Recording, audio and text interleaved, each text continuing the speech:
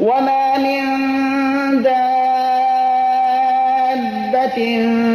في الأرض إلا على الله رزقها ويعلم مستقرها ومستودعها كل في کتاب مبین. هیچ جنبنده‌ای در زمین نیست مگر اینکه روزی آن بر خداست و خداوند رهایش گاه همیشگی و رهایش گاه موقتی آن را می‌داند. همه اینها در کتاب روشن درج است.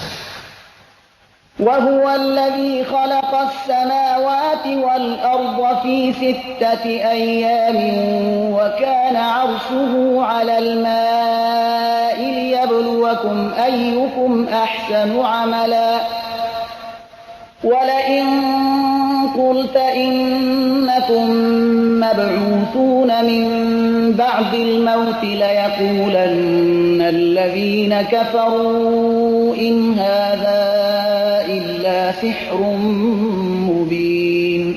اوست که آسمان ها و زمین را در 6 روز آفرید و عرش او بر آب بود تا شما را بیازماید که کدام یک شما در عمل نیکوتر هستید و چون به ایشان بگویی یقینا بعد از مرگ برانگیخته می شوید، کافران می گویند این سخن جز سحر، یعنی دروغ آشکار، چیزی دیگری نیست. ولئن أخرنا عنهم العذاب إلى أمة معدودة ليقولن ما يحبسه ألا يوم يأتيهم ليس مصروفا عنهم وحاق بهم ما كانوا به يستهزئون. و اگر عذاب را از ایشان تا مدت محدود به تعویق اندازیم، بیگمان میگویند چی چیز این عذاب را باز می‌دارد. آگاه باشید روزی که عذاب به ایشان برسد هرگز از آنها باز داشته نمی شود و آنچه را مسخره می‌کردند ایشان را فرا می‌گیرد. ولئن أذقنا الإنسان منا رحمة ثم نزعناها منه إنه ليئوس كفور. و اگر به انسان از نزد خود رحمتی بچشانیم و سپس آن را از وی بازگیریم، بیگمان مایوس و ناسپاس است. ولئن أذقناه نعماء بعد ضراء مسته ليقولن ذهب السيئات عني إنه لفرح فخور. إلا الذين صبروا وعملوا الصالحات أولئك لهم مغفرة وأجر كبير. و اگر ما به او بعد از سختی و مشکلاتی که دیده نعمتها عنایت کنیم، بیگمان میگوید همه مصیبتها از من دور شد. واقعا او شادمان و خودستا می باشد، جز کسانی که شکیبایی ورزیدند و کارهای شایسته کردند، هم اینهایند که برایشان آمرزش و مزد بزرگ ارزانی شده است. فلعلك تارك بعض ما يوحى إليك وضائق به صدرك أن يقولوا لولا أنزل عليه كنز أو جاء معه ملك إنما أنت نذير والله على كل شيء وكيل. شاید به خاطرت بیاید که بعضی از آنچه را به تو وحی شده ترک نمایی و سینه تنگ شود از اینکه میگویند چرا بر او گنج فرود آوردن نشده یا با او فرشته نیامده است. به خاطر داشته باشی که تو صرف بیم دهنده می باشی و خداوند به هر چیز نگهبان است. ام یقولون افتراه قل فأتوا بعشر سور مثله مفتريات وادعوا من استطعتم من دون الله إن كنتم صادقين. آیا میگویند قرآن را افترا کرده است؟ بگو پس 10 سوره افترا شده مانند این سوره ها بیاورید و هر کسی را که میتوانید جز خدا برای کمک خیش بخوانید اگر صادق هستید. فإن لم يستجيبوا لكم فاعلموا أنما أنزل بعلم الله وأن لا إله إلا هو فهل أنتم مسلمون. اگر درخواست شما را اجابت نکردند پس بدانید آنچه نازل شده به علم خدا نازل شده است و اینکه معبودی جز او نیست. پس آیا شما مسلمان شدنی هستید؟ من كان يريد الحياة الدنيا وزينتها نوف إليهم أعمالهم فيها وهم فيها لا يبخسون. کسانی که خواهان زندگی دنیا و زینت آن باشند جزای اعمالشان را کاملا در این دنیا و ایشان می‌دهیم و ایشان در آن زیانمند ساخته نمی‌شوند. أولئك الذين ليس لهم في الآخرة إلا النار وحبط ما صنعوا فيها وباطل ما كانوا يعملون. همین هایند که برایشان در آخرت جز آتش نیست و آنچه را در دنیا انجام دادند هبط شد و آنچه کردند باطل است. أفمن كان على بينة من ربه ويتلوه شاهد منه ومن قبله كتاب موسى إماما ورحمة أولئك يؤمنون به ومن يكفر به من الأحزاب فالنار موعده فلا تك في مرية منه إنه الحق من ربك ولكن أكثر الناس لا يؤمنون. آیا کسی که به راه واضح از جانب پروردگارش قرار دارد و از پی آن گواهی از جانب خداوند به وی می آید طوری که پیش از آن کتاب موسی به حیث پیشوا و رحمتی آمده بود مانند کسی است که از حق انکار می کند؟ همین هایند که به قرآن ایمان می آورند و کسی از گروه ها که به آن کافر شد آتش وعدگاهی اوست. پس در مورد نزول آن در شبهه مباش. بیگمان این کتاب حق است از جانب پروردگار تو، اما بیشتر مردم ایمان نمی آورند. ومن أظلم ممن افترى على الله كذبا أولئك يعرضون على ربهم ويقول الأشهاد هؤلاء الذين كذبوا على ربهم ألا لعنة الله على الظالمين الذين يصدون عن سبيل الله ويبغونها عوجا وهم بالآخرة هم كافرون. و کیست ستمگارتر از کسی که به خدا دروغ را افترا کرد؟ ایشان در روز قیامت به پروردگار خویش پیش کرده میشوند و گواهان میگویند اینهایند کسانی که به پروردگار خویش دروغ بستند. آگاه باشید لعنت خدا بر ستمگاران است، آنانی که مردم را از راه خدا باز می‌دارند و در آن وارونگی می‌جویند، یعنی آن را نادرست جلوه می‌دهند و ایشان با آخرت کافرند. أولئك لم يكونوا معجزين في الأرض وما كان لهم من دون الله من أولياء يضاعف لهم العذاب ما كانوا يستطيعون السمع وما كانوا يبصرون. اینها خدا را در زمین عاجز ساختن نمی توانند، یعنی از مجازات اعمال خیش فرار کردن نمی توانند و برایشان جز خدا کارساز و پشتیبانی نیست. عذاب برایشان دوچند می شود. ایشان توانایی شنیدن حق را نداشتند و آن را دیدن نمی توانستند. الذين خسروا أنفسهم وضل عنهم ما كانوا يفترون. ایشانند که خود را زیانمند ساختند و آنچه را ایشان افترا کردند از ایشان گم شد، یعنی آنها را در خلا گذاشت. لا جرم أنهم في الآخرة هم الأخسرون. لاجرم اینها در آخرت از همه زیانکارترند.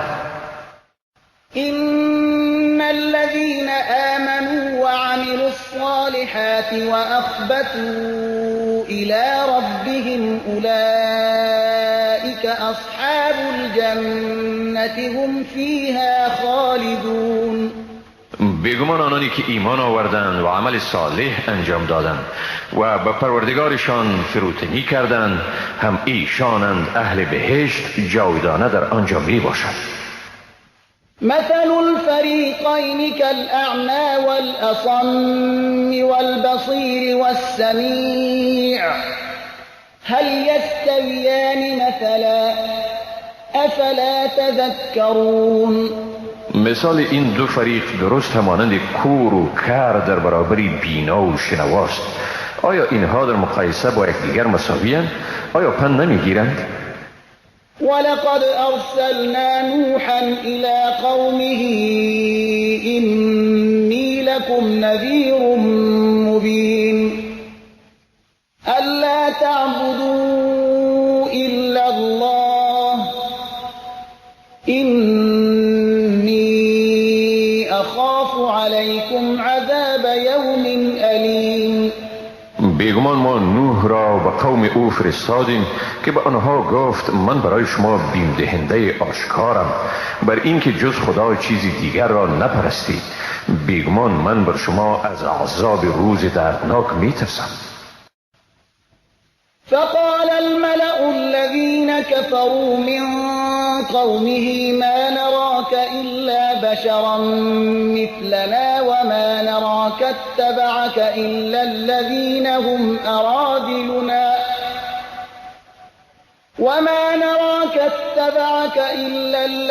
هم أراذلنا بادي الرأي وما نرى لكم علينا من فضل بل نظنكم كاذبين. کلان شوندگان قوم او کافران گفتند ما تو را جز بشر مثل خیش نمی بینیم. کسانی را که از تو پیروی کرده اند در ظاهر رأی جز گروهی از اراذل نمی آبیم و برای شما بر خود فضیلت نمی بینیم بلکه شما را دروغگو فکر می کنیم. قال يا قوم أرأيتم إن كنت على بينة من ربي وآتاني رحمة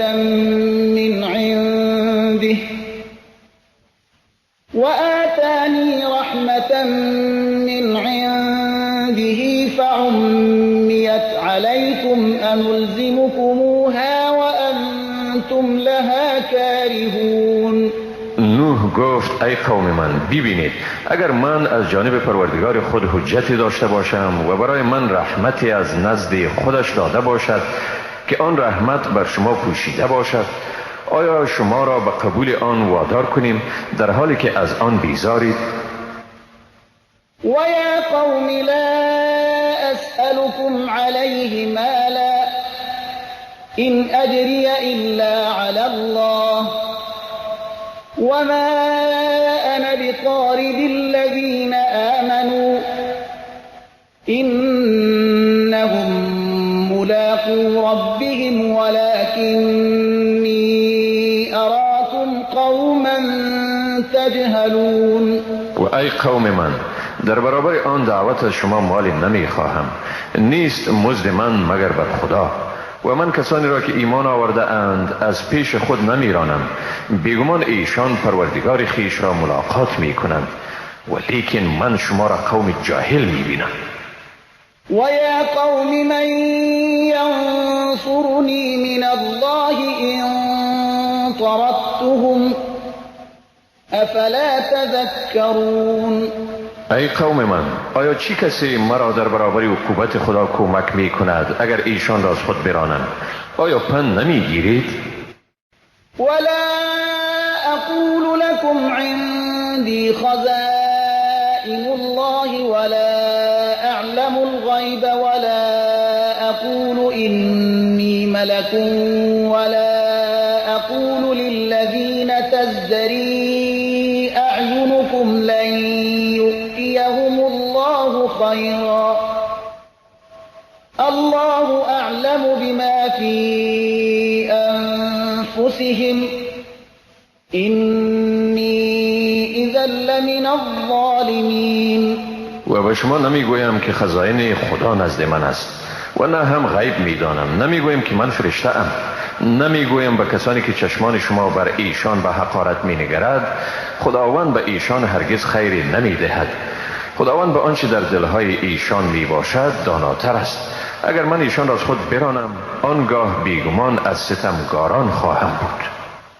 قالوا يا نوح قد جادلتنا فأكثرت جدالنا فأتنا بما تعدنا إن كنت من الصادقين.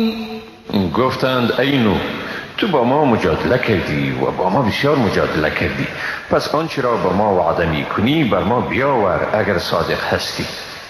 قال إنما يأتيكم به الله إن شاء وما أنتم بمعجزين. نوح گفت بیگمان آن را خداوند بر شما می آورد اگر بخواهد و شما این عذاب را مغلوب کننده نیستید. ولا ينفعكم نصحي إن أردت أن أنصح لكم إن كان الله يريد أن يغويكم هو ربكم وإليه ترجعون. اگر خدا بخواهد شما را گمراه بسازد در حالی که من بخواهم شما را نصیحت کنم نیز نصیحت من به شما سودی ندارد. اوست پروردگار شما و به سوی او بازگردانیده می شود. ام یقولون افتراه قل إن افتريته فعلي إجرامي وأنا بريء مما تجرمون. آیا میگویند آن را افترا کرده است؟ بگو اگر من آن را افترا کرده ام پس گناه من بر من است و من از گناهی که کرده اید مبرایم. وأوحي إلى نوح أنه لن يؤمن من قومك إلا من قد آمن فلا تبتئس بما كانوا يفعلون. و به نوح وحی شد که هرگز کسی از قوم تو ایمان نمی آورد مگر آنانی که تا اکنون ایمان آورده اند، پس به سبب آنچه می کنند اندوهگین مباش. واصنع الفلك بأعيننا ووحينا ولا تخاطبني في الذين ظلموا إنهم مغرقون. و کشتی را زیر نظر ما و مطابق به وحی ما بساز و بعد از این در مورد ستمگاران با من سخن مگو، یعنی شفاعتشان را مکن، بیگمان ایشان غرق شدنی هستند.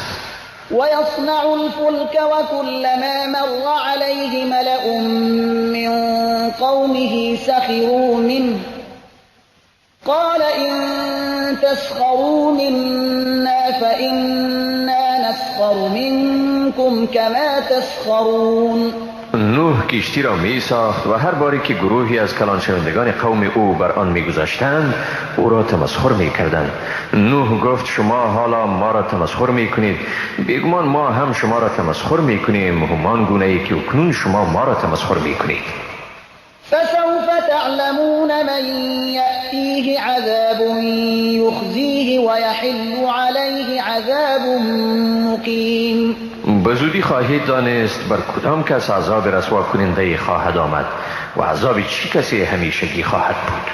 حتى إذا جاء أمرنا وفارت النور قل نحمل فيها من كل زوجين اثنين وأهلك إلا من سبق عليه القول وما آمن معه وضع با همین منوال دوام کرد تا اینکه فرمان ما رسید و تنور جوشید. به نوح گفتیم از هر جنس 2 تن نر و ماده و نیز از خاندانت جز کسی که بر او حکم عذاب قبلا صادر شده است و همین مسلمانان را در کشتی حمل کن. و در این هنگام با او ایمان نیاورده بودند مگر عده معدودی. وقال اركبوا فيها بسم الله مجريها ومرساها إن ربي لغفور رحيم.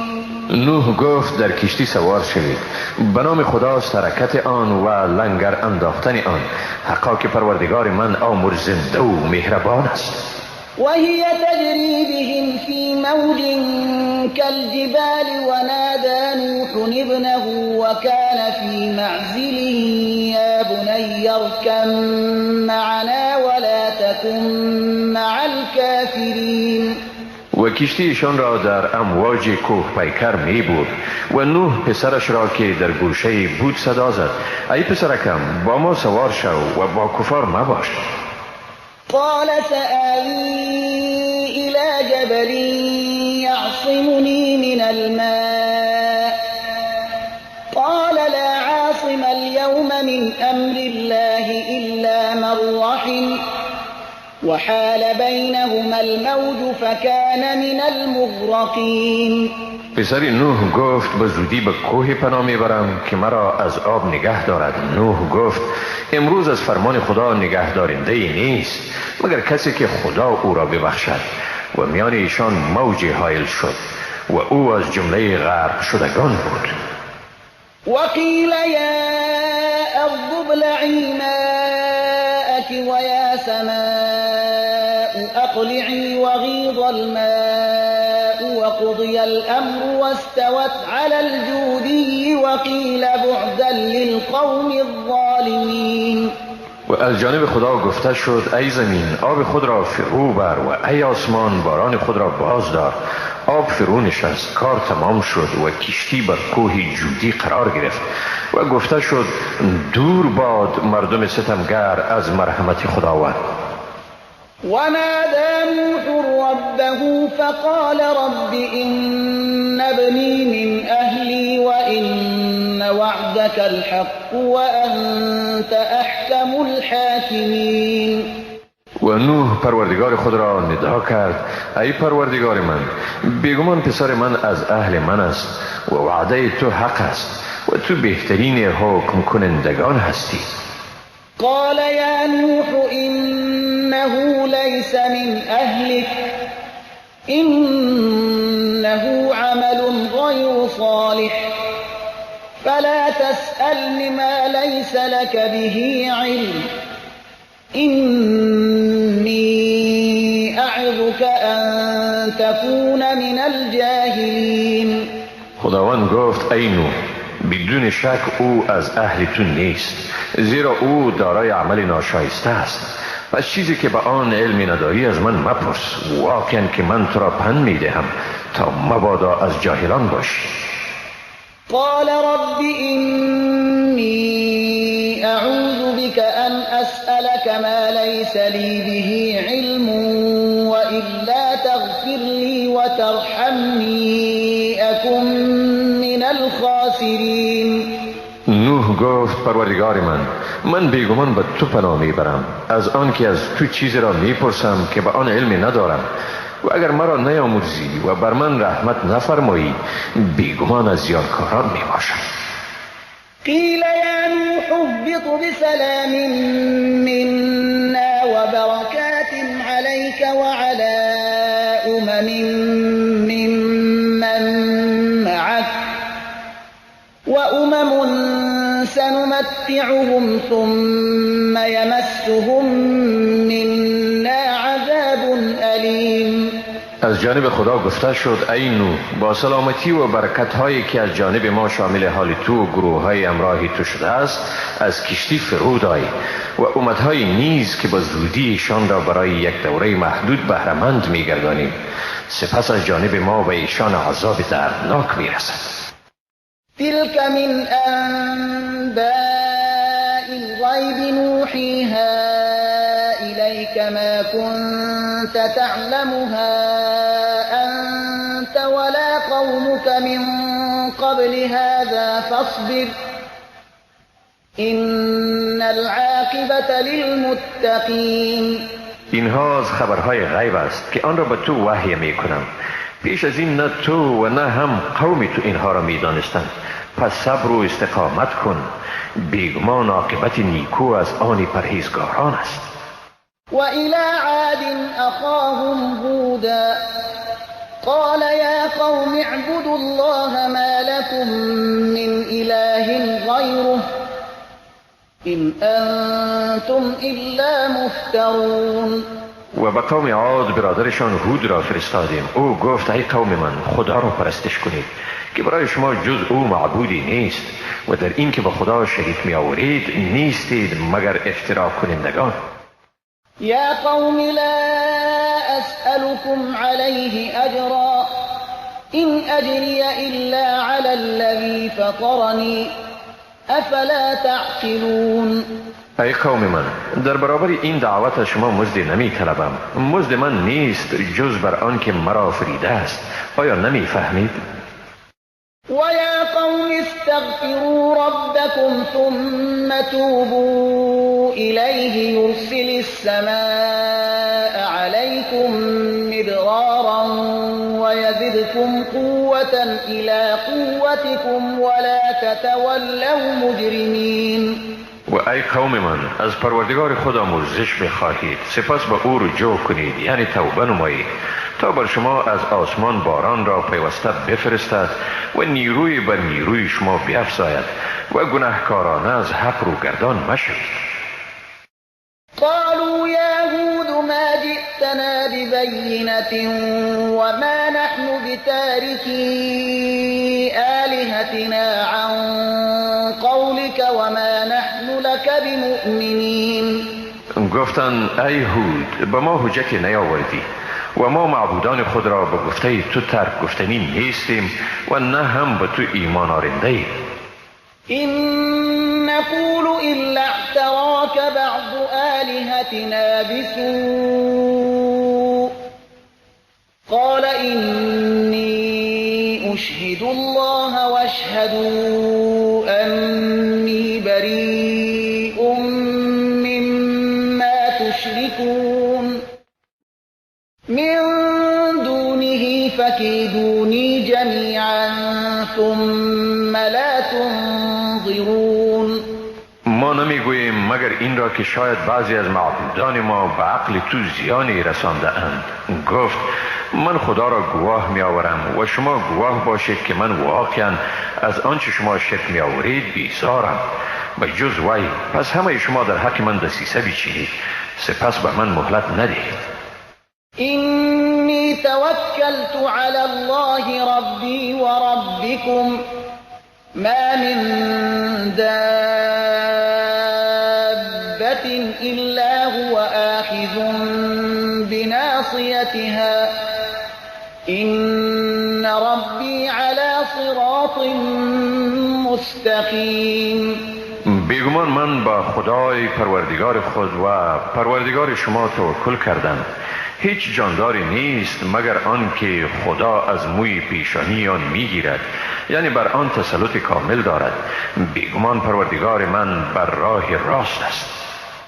فإن تولوا فقد أبلغتكم ما أرسلت به إليكم ويستخلف ربي قوما غيركم ولا تضرونه شيئا إن ربي على كل شيء حفيظ.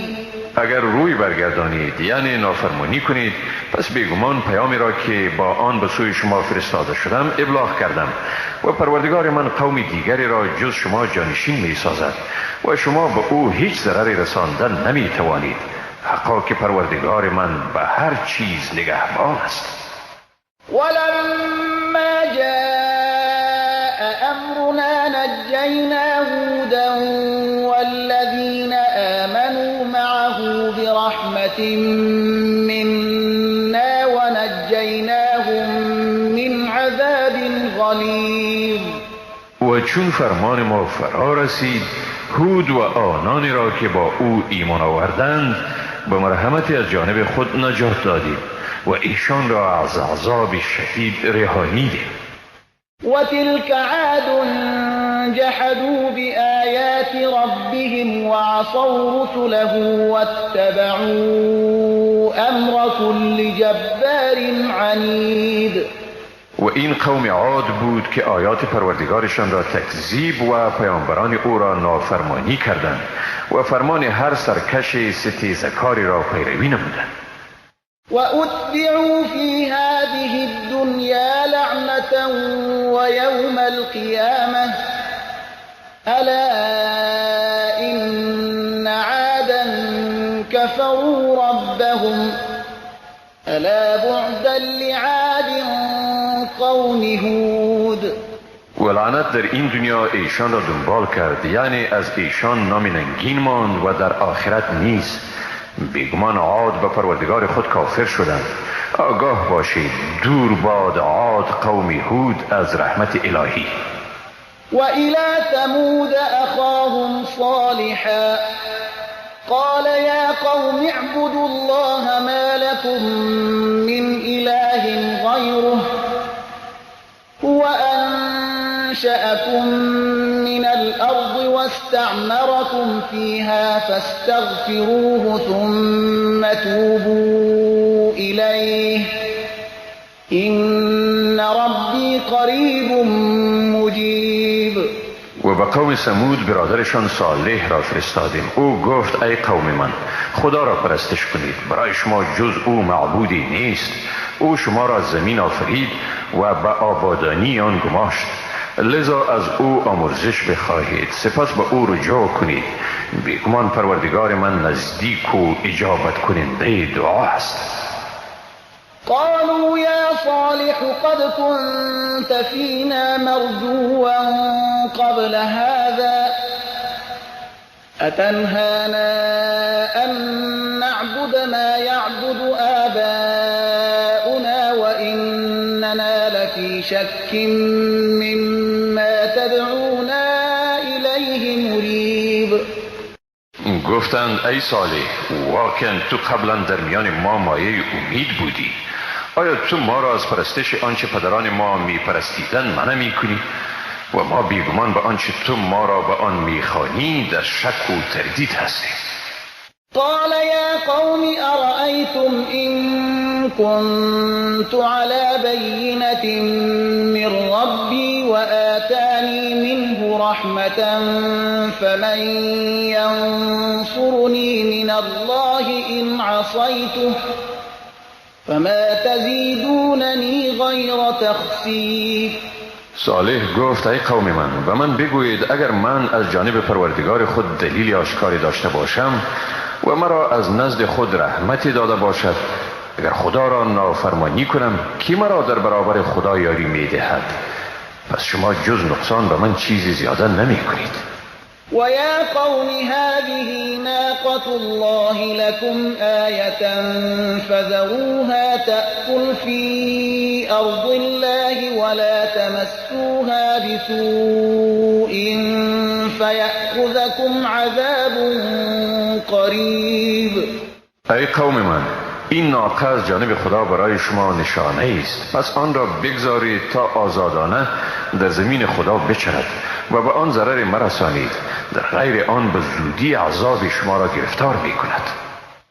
فعقروها فقال تمتعوا في داركم 3 أيام ذلك وعد غیر مکذوب.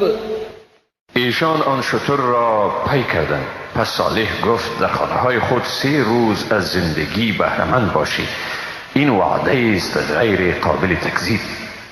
فلما جاء أمرنا نجينا صالحا والذين آمنوا معه برحمة منا ومن خزي يومئذ إن ربك هو القوي العزيز. پس چون فرمان ما فرا رسید، صالح و کسانی را که با او ایمان آورده بودند به مرحمتی از جانب خود نجات دادیم و ایشان را از رسوایی آن روز وارهانیدیم. حقا که پروردگار تو هم اوست قوی و صاحب قدرت منی.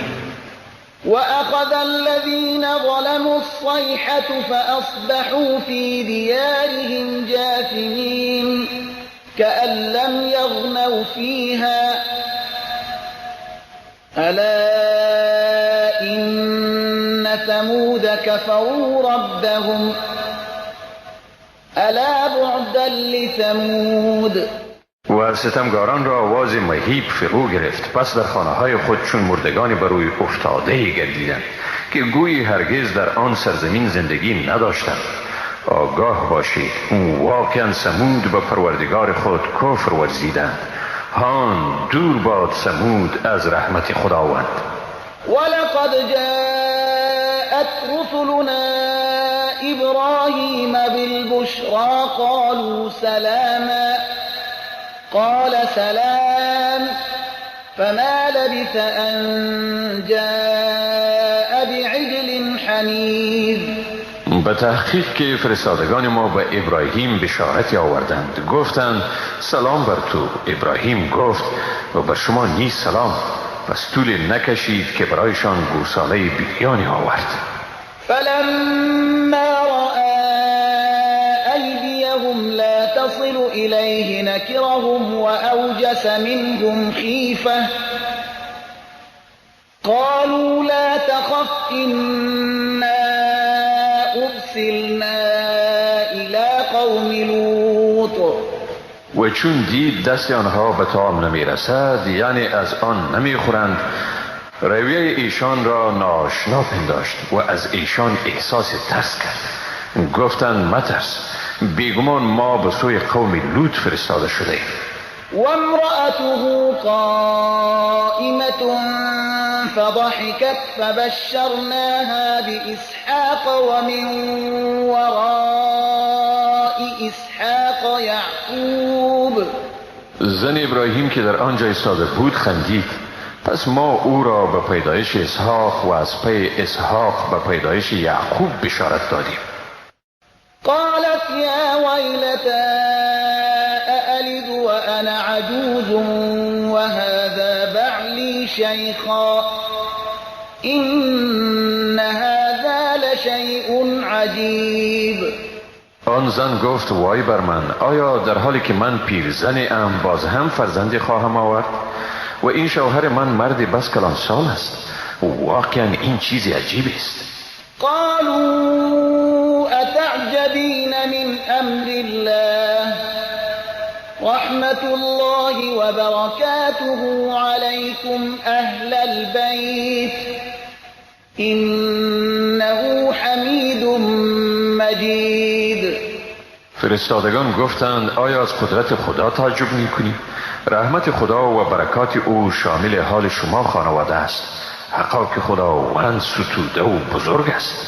فلما ذهب عن إبراهيم الروع وجاءته البشرى يجادلنا في قوم لوط. چون از ابراهیم ترس دور شد و این مژده به او رسید، با ما درباره قوم لوط مجادله میکرد. إن إبراهيم لحليم أواه منيب. آری ابراهیم بردبار، دلسوز و خداجو بود.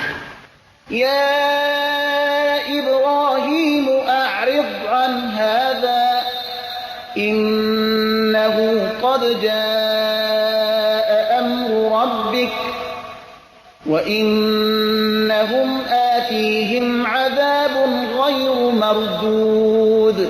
خداوند به او گفت ابراهیم از این کار صرف نظر کن. واقعیت این است که فرمان پروردگارت صادر شده و بیگمان به ایشان عذابی که برگشت ندارد رسیده نیست. ولما جاءت رسلنا لوطا سيء بهم وضاق بهم ذرعا وقال هذا يوم عصيب.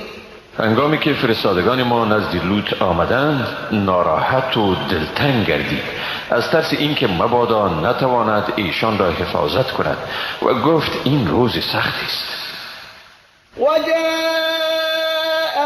قومه يهرعون إليه ومن قبل كانوا يعملون السيئات قال يا قوم هؤلاء بناتي هن أطهر لكم فاتقوا الله ولا تخزون في ضيفي أليس منكم رجل رشید. و قوم او به سوی او یورش کنان آمدند و ایشان قبلا کارهای زشت می کردند. لوط گفت ای قوم من، اینها دختران من هستند، ایشان برای شما اگر نکاحشان کنید پاکیزه ترند، بنابراین از خدا بترسید و مرا در مورد مهمانان من رسوا مکنید. آیا در میان شما مردی رشیدی وجود ندارد؟ قالوا لقد علمت ما لنا في بناتك من حق وإنك لتعلم ما نريد. ایشان گفتند واقعا تو میدانی که با دختران تو حق و میل نداری و تو خوب میدانی که ما چی میخواهیم. قال لو أن لي بكم قوة أو آوي إلى ركن شدید. گفت ای کاش در برابر شما قدرتی می داشتم یا به تکیهگاه مستحکم پناه برده می توانستم. قالوا يا لوط إنا رسل ربك لن يصلوا إليك فأسر بأهلك بقطع من الليل ولا يلتفت منكم أحد إلا امرأتك إنه مصيبها ما أصابهم إن موعدهم الصبح أليس الصبح بقريب. فرستادگان گفتند ای لوط، بیگمان ما فرستادگان پروردگار تو هستیم، ایشان هرگز به تو دست یافتن نمی توانند. پس در پاسی از شب خانواده خیش را از این شهر ببر و هیچ کس از شما به پشت سر خود نگاه نکند مگر همسرت که به او نیز همان چیزی رسیده نیست که به ایشان می رسد. بیگمان موعد ایشان صبح است. آیا صبح نزدیک نیست؟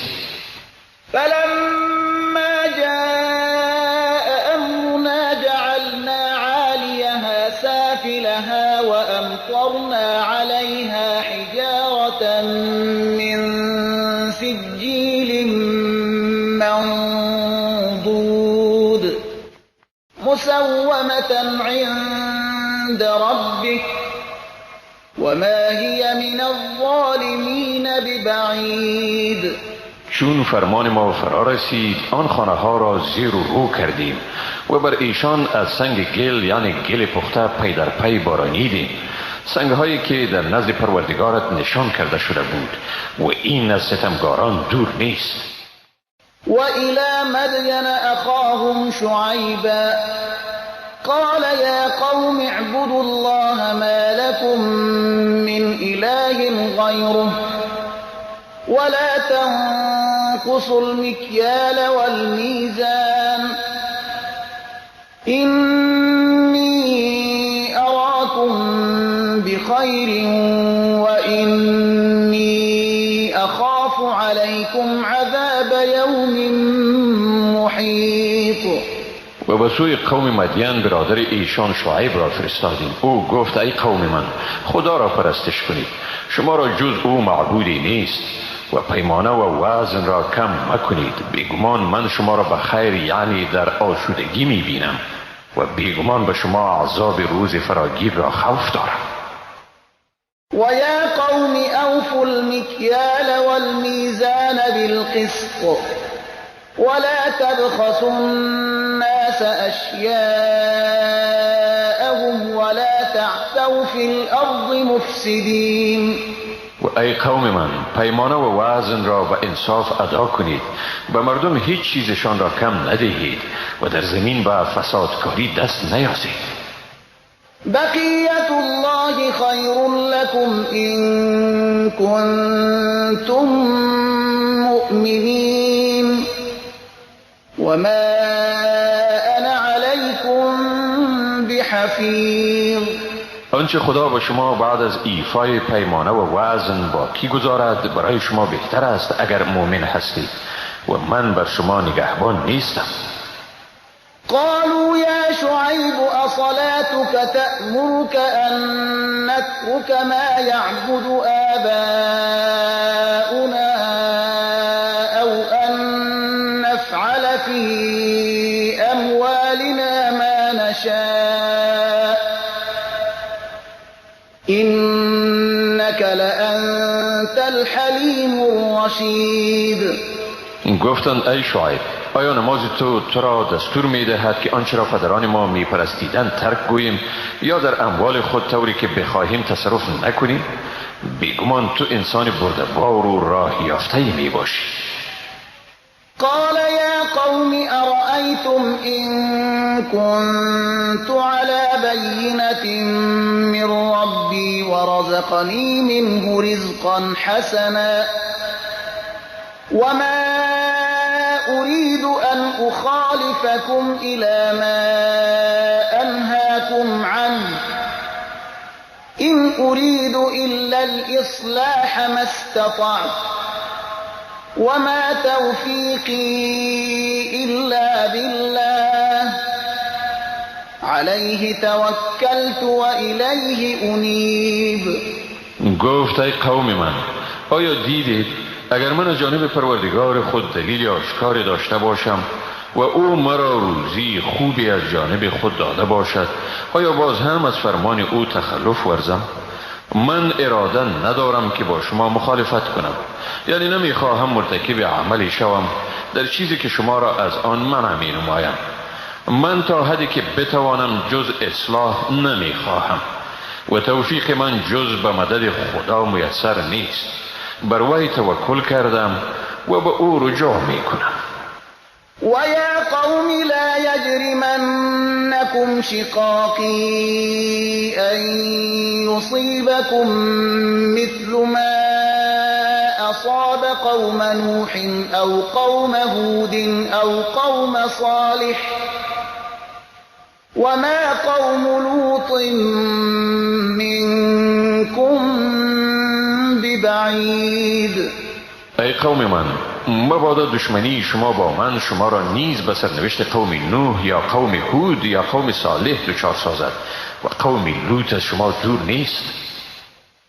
واستغفروا ربكم ثم توبوا إليه إن ربي رحيم ودود.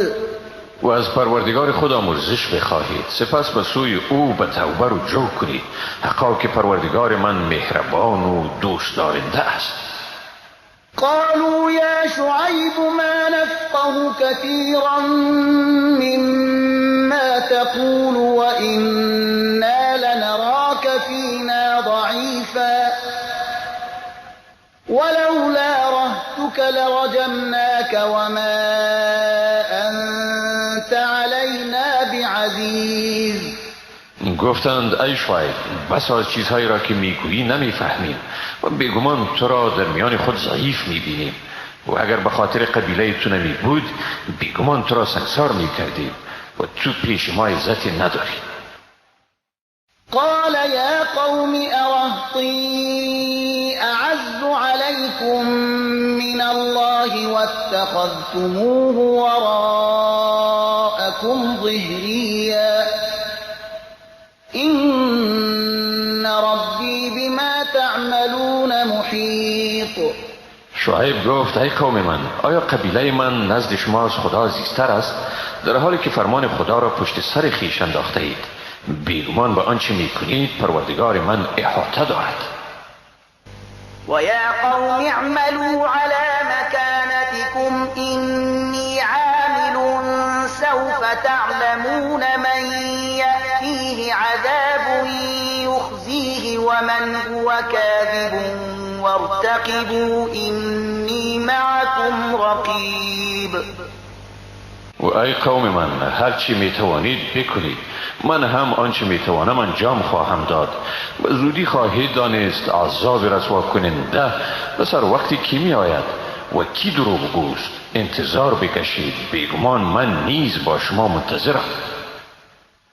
ولما جاء أمرنا نجينا شعيبا والذين آمنوا معه برحمة منا وأخذت الذين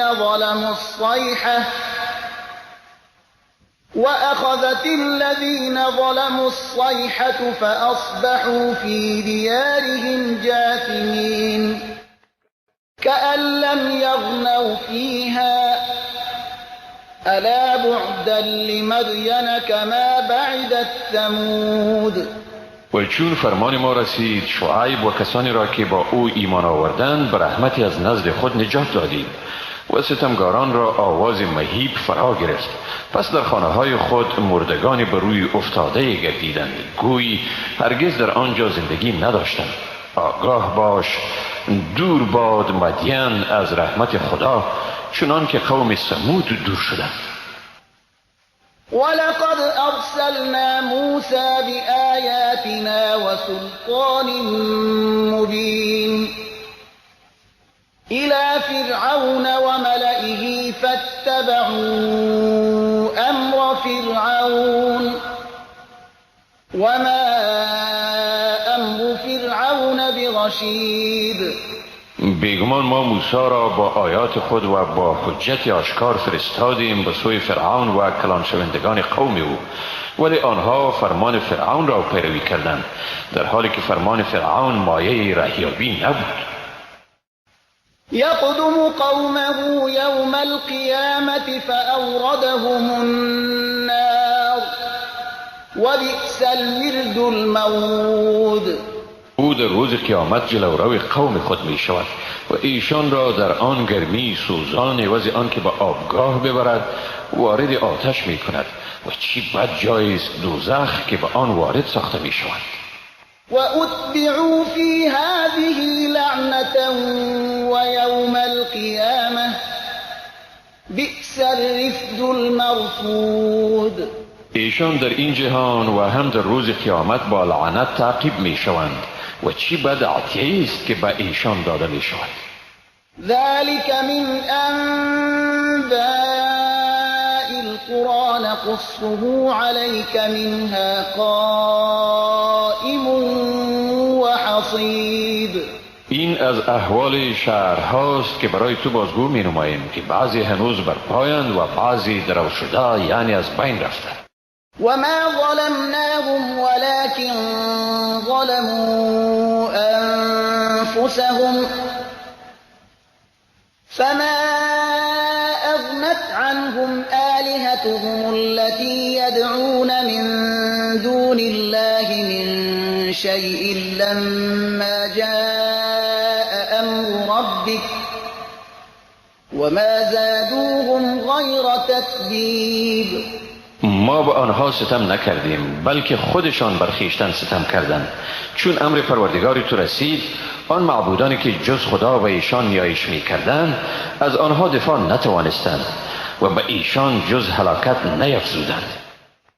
وكذلك أخذ ربك إذا أخذ القرى وهي ظالمة إن أخذه أليم شدید.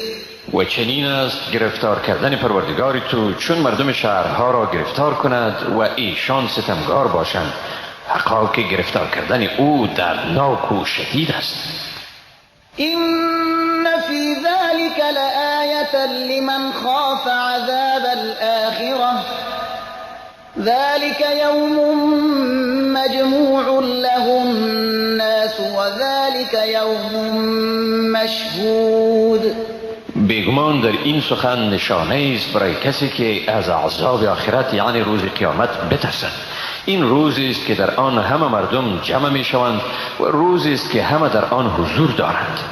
وما نؤخره إلا لأجل معدود. ما آن را به تأخیر نمی اندازیم مگر تا زمان مقرر شده. يوم يأتي لا تكلم نفس إلا بإذنه فمنهم شقي وسعید. روزی که قیامت فرا رسد هیچ کس جز به اجازه او سخن نمی گوید. بعضی از ایشان بدبختند و بعضی هم سعادتمند. فأما الذين شقوا ففي النار لهم فيها زفير وشهيق. پس کسانی که بدبخت شدند در آتش می باشند، در آنجا برایشان فریاد شدید و ناله زار است. خالدین فیها ما دامت السماوات والأرض إلا ما شاء ربك إن ربك فعال لما يريد. تا آسمان ها و زمین پاورجاست در آن آتش همیشه به سر میبرند مگر آنچه پروردگار تو بخواهد. حقا که پروردگار تو هر چیزی را که بخواهد انجام دادنی است. وأما الذين سعدوا ففي الجنة خالدين فيها ما دامت السماوات والأرض إلا ما شاء ربك عطاء غیر مجذوذ. و اما آنانی که سعادتمند شدند در بهشت می باشند و تا آسمان ها و زمین پاورجاست در آنجا جاودانه به سر می برند مگر آنچه پروردگارت بخواهد. بخشش بلا انقطاع. فلا تك في مرية مما يعبد هؤلاء ما يعبدون إلا كما يعبد آباؤهم من قبل وإنا لموفوهم نصيبهم غير منقوص. پس در مورد آنچه ایشان می پرستند شبهه‌ای به خود راه مدید. ایشان نمی پرستند مگر به گونه‌ای که پیش از این پدرانشان پرستش می کردند و بیگمان ما نصیب ایشان را بدون کم و کاستی می دهیم. ولقد آتینا موسی الكتاب فاختلف فیه ولولا كلمة سبقت من ربك لقضي بينهم وإنهم لفي شك منه مريب. حقا که به موسی کتاب یعنی تورات را دادیم پس در آن اختلاف به عمل آمد و اگر قبلا از جانب پروردگار تو حکم صادر نمی شد بیگمان در میانشان داوری صورت می گرفت و واقعا ایشان در مورد آن در شک آمیخته با بدگمانی اند. وَإِنَّ كُلًّا لَّمَّا لَيُوَفِّيَنَّهُمْ رَبُّكَ أَعْمَالَهُمْ إِنَّهُ بِمَا يَعْمَلُونَ خَبِيرٌ. بیگمان پروردگارت به همه مردم جزای کامل اعمالشان را می‌دهد. حقا که او به آنچه می‌کنند آگاه است. فاستقم كما أمرت ومن تاب معك ولا تطغوا إنه بما تعملون بصير. پس به همان گونه‌ای که مأمور شدی ثابت قدم باش، هم تو هم آنهایی که با تو به خدا رو آورده اند و سرکشی مکنید. حقا که او به آنچه می‌کنید بیناست. ولا تركنوا إلى الذين ظلموا فتمسكم النار وما لكم من دون الله من أولياء ثم لا تنصرون. و به ستمگاران میل نورزید، یعنی ایشان را تکیهگاه خود نسازید، زیرا با این کار آتش شما را میگیرد و برای شما جز خدا حامیانی نیست و در این حال به شما کمک نمیشود. وأقم الصلاة طرفي النهار وزلفا من الليل إن الحسنات السيئات ذلك ذكرى للذاکرین. و نماز را در دو طرف روز و اوایل شب برپا دار، بیگمان حسنات سیئات را می‌زداید. این پندی است به مردم پندنیوش. واصبر فإن الله لا يضيع أجر المحسنين. و صبر کن، حقا که خداوند مزد نیکوکاران را ضایع نمی کند. فلولا كان من القرون من قبلكم أولو بقية ينهون عن الفساد في الأرض إلا قليلا ممن أنجينا منهم واتبع الذين ظلموا ما أترفوا فيه وكانوا مجرمين. پس چرا در قرنهای پیش از شما مردم خیرمندی نبودند که از گسترش فساد در روی زمین جلوگیری می‌کردند، مگر تعداد قلیلی از ایشان که آنها را نجات دادیم و ستمگاران به راهی رفتند که غرق تنپروری شدند و گناهکار بودند. وما كان ربك ليهلك القرى بظلم وأهلها مصلحون. و چنین نیست که پروردگارت آبادی ها را به ستم نابود سازد در حالی که اهل آن در صدد اصلاح باشد. ولو شاء ربك لجعل الناس أمة واحدة ولا يزالون مختلفين إلا من رحم ربك ولذلك خلقهم وتمت كلمة ربك لأملأن جهنم من الجنة والناس أجمعين. و اگر پروردگارت میخواست مردم را امت واحد میگردانید، ولی ایشان همواره در اختلافند، جز کسانی که خداوند بر آنها رحم کند و به همین مقصد ایشان را آفرید و حکم پروردگارت قطعیت یافت که دوزخ را از مجموعه از جن و انس پر میکنیم. و کلا نقص علیک من انباء الرسل ما نثبت به فؤادك وجاءك في هذه الحق وموعظة وذكرى للمؤمنين. هر چیزی را که ما به تو از احوال پیامبران بیان میکنیم با آن قلبت را قوت میبخشیم و در این داستانها برای تو سخن حق آمده است و پندی و یادبودی برای مؤمنان.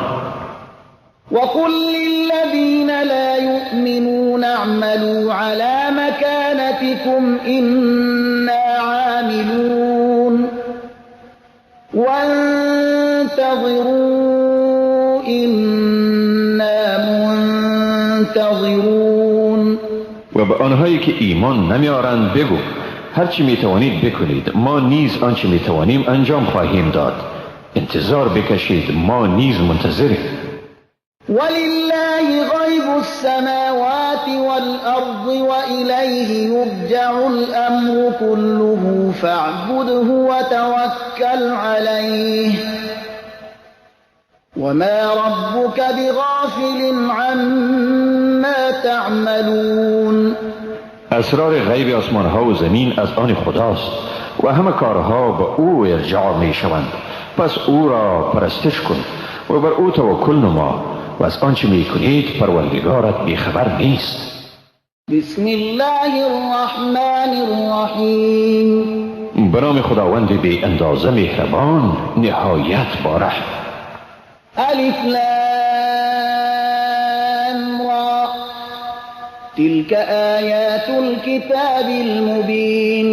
الف لام را، این آیات کتاب آشکار است. إنا أنزلناه قرآنا عربيا لعلكم تعقلون.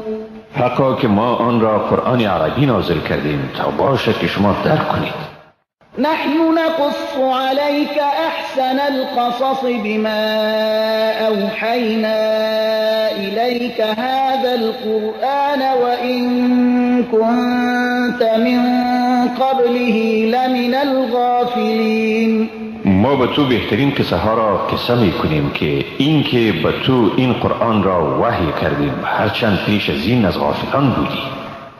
اذ قال يوسف لأبيه يا أبت إني رأيت 11 كوكبا والشمس والقمر رأيتهم لي ساجدين. به یاد آر هنگامی را که یوسف با پدرش گفت ای پدرم من 11 ستاره و خورشید و ماه را به خواب دیدم که به من سجده می کنند. قال يا بني لا تقصص رؤياك على إخوتك فيكيدوا لك كيدا إن الشيطان للإنسان عدو مبين. یعقوب گفت ای پسرکم رویای خود را به برادرانت قسم مکن مبادا برای تو دسیسه بسازند حقا که شیطان برای انسان دشمنی است آشکار. وكذلك يجتبيك ربك ويعلمك من تأويل الأحاديث ويتم نعمته عليك وعلى آل يعقوب كما أتمها على أبويك من قبل إبراهيم وإسحاق إن ربك علیم حکیم. و بدین ترتیب پروردگارت تو را برمیگزیند و از تعبیر خوابها و حوادث به تو میآموزد و نعمت خیش را بر تو و بر آل یعقوب تمام می کند مثل که آن را پیش از این بر پدرانت ابراهیم و اسحاق تمام کرد حقا که پروردگارت دانا و با حکمت است. لقد كان في يوسف وإخوته آيات للسائلين. واقعا در داستان یوسف و برادرانش نشانه هایی است برای جویندگان حق. اذ قالوا ليوسف وأخوه أحب إلى أبينا منا ونحن عصبة إن أبانا لفي ضلال مبين. به یاد آر وقتی را که برادران گفتند براستی که یوسف و برادر سکه او نزد پدر ما از ما محبوب ترند در حالی که ما نیرومندیم بیگمان که پدر ما در خطای آشکار است.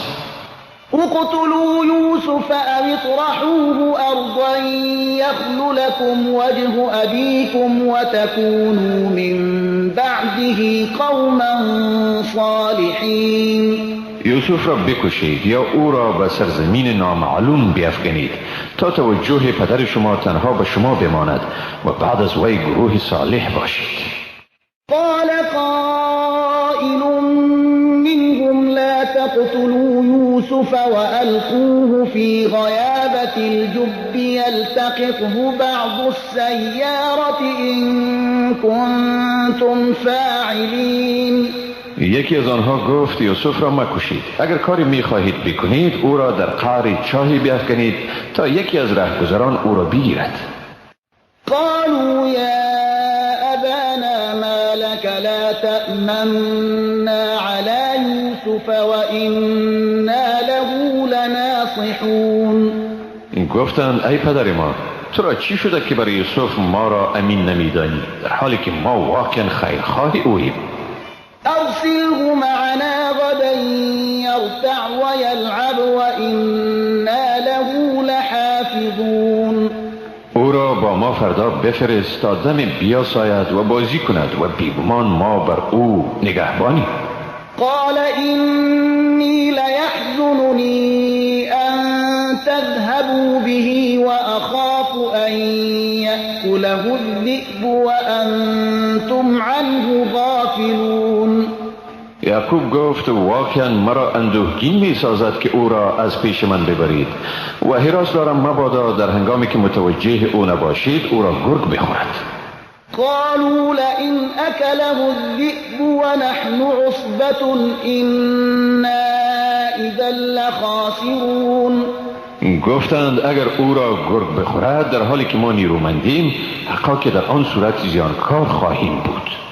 فلما ذهبوا به وأجمعوا أن يجعلوه في غيابة الجب وأوحينا إليه لتنبئنهم بأمرهم هذا وهم لا يشعرون. پس چون یوسف را بردند و اتفاق کردند تا او را در قعر چاه بیفگنند، به وی وحی کردیم یقینا روز ایشان را به این کارشان آگاه می‌گردانی در حالی که آنها تو را نشناسند. وجاءوا أباهم عشاء يبكون. و شبانگاه گریه کنان نزد پدر خود آمدند. قالوا يا أبانا إنا ذهبنا نستبق وتركنا يوسف عند متاعنا فأكله الذئب وما أنت بمؤمن لنا ولو كنا صادقين. گفتند ای پدر ما، حقیقت این است که ما رفتیم با هم مسابقه می کردیم و یوسف را نزد کالاهای خود گذاشتیم، پس گرگ او را خورد، ولی تو سخن ما را باور نمی کنی اگرچه ما راستگو هم باشی. وجاءوا على قميصه بدم كذب قال بل سولت لكم أنفسكم أمرا فصبر جميل والله المستعان على ما تصفون. و پیراهن او را با خون دروغینی که به آن آغشته بودند آوردند. یعقوب گفت نخیر، بلکه هوای نفس شما برای شما این کار را آراسته است. پس کار من صبر جمیل است و خدا بر آنچه میگویید مددگار است. وجاءت سيارة فأرسلوا واردهم فأدلى دلوه قال يا بشرى هذا غلام وأسروه بضاعة والله عليم بما يعملون. و کاروان آمد، آبدار خود را فرستادند. او دلو خود را انداخت و گفت چی مژده‌ای؟ این نوجوانی است. و او را به حیث سرمایه پنهان داشتند و خداوند به آنچه می‌کردند داناست. وشروه بثمن بخس دراهم معدودة وكانوا فيه من الزاهدين. او را به بهای ناچیز فروختند، در همه چند و در مورد فروختن او بی اعتنا بودند.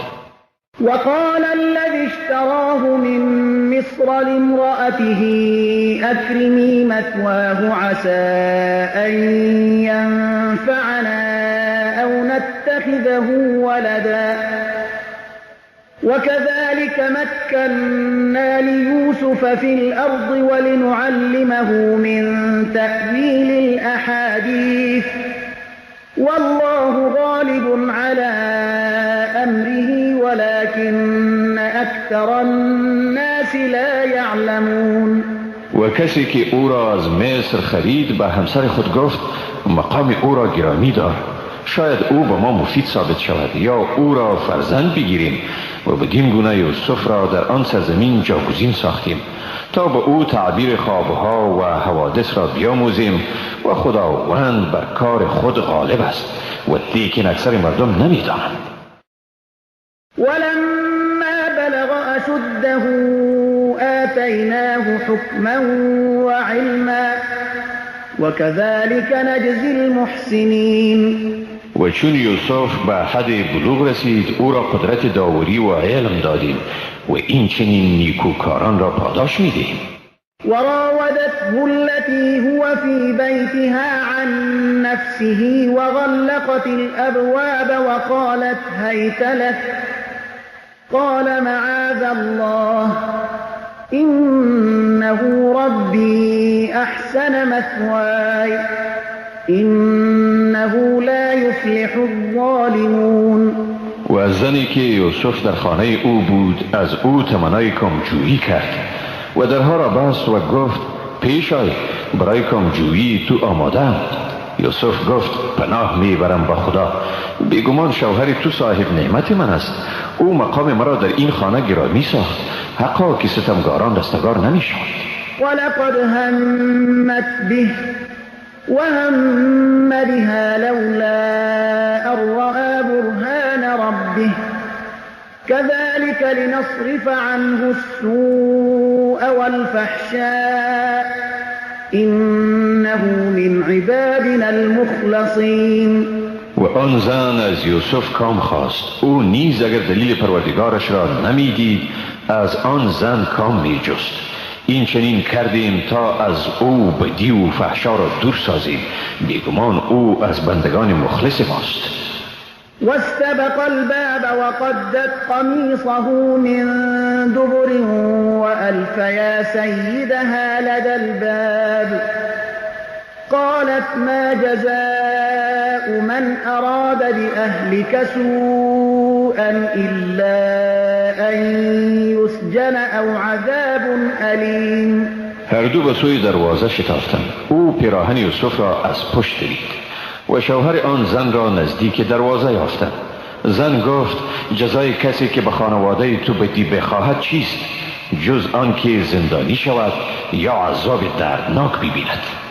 قال هي راودتني عن نفسي وشهد شاهد من أهلها إن كان قميصه قد من قبل فصدقت وهو من الكاذبين. یوسف گفت این او بود که مرا به کامجویی فراخواند و گواهی از کسان آن زن گواهی داد بر این که اگر پیراهن او از پیش دریده شده است پس زن راست میگوید و یوسف از دروغگویان است. وَإِن كَانَ قَمِيصُهُ قُدَّ مِن دُبُرٍ فَكَذَبَتْ وَهُوَ مِنَ الصَّادِقِينَ. ولی اگر پیراهن او از پشت دریده شده است پس آن زن دروغ گفته است و یوسف از راستگویان است. فَلَمَّا رَأَى قَمِيصَهُ قُدَّ مِن دُبُرٍ قَالَ إِنَّهُ مِن كَيْدِكُنَّ إِنَّ كَيْدَكُنَّ عَظِيمٌ.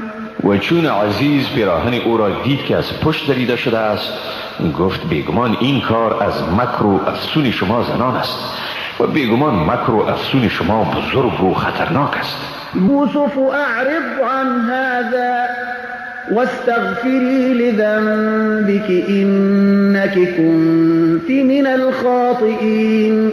یوسف از این ماجرا درگذر و تو هم ای زن برای گناهت آمرزش بخواه، تو واقعا از خطاکاران بوده ای.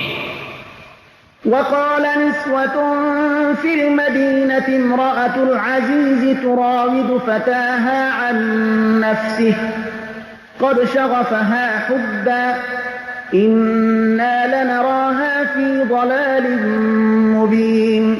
گروهی از زنان در شهر گفتند زن عزیز از غلامش کام می جوید، براستی عشق این جوان به اعماق دل او را یافته است، بیگمان ما او را در گمراهی آشکار می بینیم. فلما سمعت بمكرهن أرسلت إليهن وأعتدت لهن متكئا وآتت كل واحدة منهن سكينا وقالت اخرج عليهن فلما رأينه أكبرنه وقطعن أيديهن وقلن حاش لله ما هذا بشرا إن هذا إلا ملك کریم. چون زن عزیز از مکرشان آگاه شد ایشان را دعوت کرد و برایشان تکیه‌گاهی آماده ساخت، یعنی مهمانی مجلل برپا نمود و برای بریدن میوه به دست هر یکیشان کاردی داد و به یوسف گفت بر ایشان بیرون آی. پس چون او را دیدند او را ستودند و در عالم حیرت دستهای خود را بریدند و گفتند پاک است خدا، این جوان بشر نیست، این نیست مگر فرشته نجیب. قالت فذلكن الذي لمتنني فيه ولقد راودته عن نفسه فاستعصم ولئن لم يفعل ما آمره ليسجنن وليكونن من الصاغرین. زن عزیز گفت این است آن که مرا در مورد عشق با وی ملامت کرده بودی. من واقعا برای کام گرفتن از او با وی مراوده برقرار کردم، ولی او خویشتنداری کرد. ولی اگر او کنون از آنچه به او دستور میدهم ابا ورزد، البته به زندان خواهد افتاد و مسلما از زمره مردم ذلیل خواهد شد. قال رب السجن احب الی مما يدعوننی الیه وإلا تصرف عني كيدهن أصب إليهن وأكن من الجاهلین. یوسف گفت پروردگار من، زندان نسبت به آنچه مرا به آن فرا میخوانند برایم خوشایندتر است و اگر از من دسیسه این زنان را دفع نکنی و ایشان شفته میشوم و از جاهلان میگردم. فاستجاب له ربه فصرف عنه كيدهن إنه هو السمیع العلیم. در این حال پروردگارش دعای او را اجابت کرد و دسیسه ایشان را از او دفع نمود، حقا که هم اوست شنوا و دانا. ثم بدا لهم من بعد ما رأوا الآیات لیسجننه حتی حین. سپس بعد از اینکه نشانه‌های را از پاکی یوسف دیدند، با آن هم به خاطر ایشان آمد بهتر است او را تا مدت زندانی کنند. ودخل معه السجن فتيان قال أحدهما إني أراني أعصر خمرا وقال الآخر إني أراني أحمل فوق رأسي خبزا تأكل الطير منه نبئنا بتأويله إنا نراك من المحسنين. و با او در زندان دو جوان داخل شدند. یکی از ایشان گفت خود را در خواب میبینم که انگور را برای شراب میفشارم و آن دیگر گفت خود را در خواب میبینم که به سرم نان میبرم و مرغان از آن میخورند. ما را از تعبیر آن آگاه ساز، ما تو را واقعا از نیکوکاران میبینیم. قال لا يأتيكما طعام ترزقانه إلا نبأتكما بتأويله قبل أن يأتيكما ذلكما مما علمني ربي إني تركت ملة قوم لا يؤمنون بالله وهم بالآخرة هم كافرون. یوسف گفت برای شما طعامی که جیره داده می شود نمی آید مگر اینکه پیش از آن من از تعبیر آن خوابها شما را آگاه سازم. این از چیزهایی است که خداوند به من آموخته است. بیگمان من کیش گروهی را ترک گفتم که به خدا ایمان نمی آرند و ایشان به آخرت کافرند، یعنی از قیامت انکار دارند. واتبعت ملة آبائي إبراهيم وإسحاق ويعقوب ما كان لنا أن نشرك بالله من شيء ذلك من فضل الله علينا وعلى الناس ولكن أكثر الناس لا يشكرون. و کیش پدران خود ابراهیم، اسحاق و یعقوب را پیروی کردم. برای ما روا نیست که به خدا چیزی را انباز گیریم. این از فضل خدا بر ما و بر مردم است، و لیکن اکثر مردم ناسپاسند. یا صاحبی السجن أأرباب متفرقون خیر ام الله الواحد القهار. ای دو یار همزندان من، آیا معبودان متعدد بهترند یا خدای واحد و بسیار غالب؟ ما تعبدون من دونه الا اسماء سميتموها انتم وآباؤكم ما انزل الله بها من سلطان إن الحكم إلا لله ألا تعبدوا إلا إياه ذلك الدين القيم ولكن أكثر الناس لا يعلمون. شما غیر خدا نمی پرستید مگر اسمهای بی مسمایی را که شما و پدران شما بر آنها نام خدا را گذاشتید. خداوند بر آنها هیچ دلیلی نفرستاده است. نیست حکم مگر از جانب خدا. حکم کرده است که جز او کسی دیگر را نپرستید. این است آیین واقعی و لیکن اکثر مردم نمی دانند. یا صاحبی السجن اما احدكما فيسقي ربه خمرا واما الاخر فيصلب فتأكل الطير من رأسه قضي الامر الذي فيه تستفتیان. ای دو دوست هم زندان من، اما یکی از شما آزاد می شود و با بادار شراب می نوشاند و اما آن دیگر به دار آویخته می شود و مرغان از سر او می خورند. در موضوعی که سوال می کنید چنین حکم شده است. وقال للذي ظن أنه ناج منه اذكرني عند ربك فأنساه الشيطان ذكر ربه فلبث في السجن بضع سنين. و یوسف به یکی از آن دو تن که می پنداشت آزاد می شود گفت مرا نزد بادارت یاد کن. اما شیطان یاد یوسف را نزد بادارش از خاطر او برد و یوسف چند سال در زندان باقی ماند.